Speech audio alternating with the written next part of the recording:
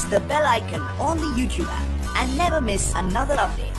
The joke that my family and I had when we were living in India is, versus China is, you get 6 Indians around the room. It was like a Greek dinner.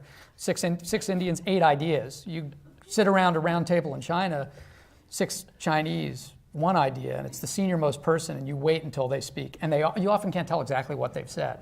That's the sort of, China is learning to deal with disharmony, discourse, disunion. India is totally used to that. And I think ultimately that will be a strength for India. And if China figures it out, they could be extraordinarily powerful. But I think they're starting to manage conflict within their own society in a more open way, and that's going to be a rocky road at times. Observation? I think so. India is the only country in the world that the United States runs a services trade deficit with. In other words, we have all kinds of trade deficits with countries that manufacture things that we buy.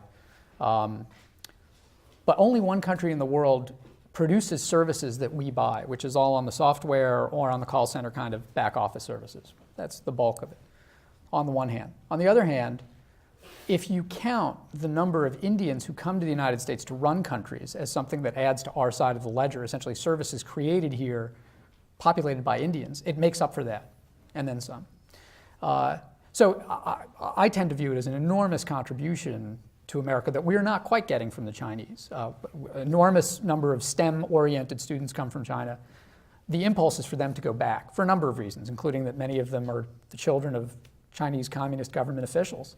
And for many reasons, they have to go back in both places. They want access to higher education in the United States, and we should want that. This is another big part of American soft power, is the fact that we're essentially educating the best and the brightest in those 2 places.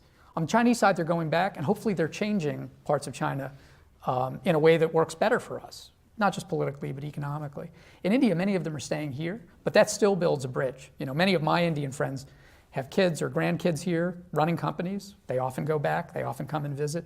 It's quite fluid. Yeah. Just on that same point, there is definitely a distinct difference between the diasporas and what they're doing. And Indian Americans, I guess, I don't know what the number is now, 2.8 million are here.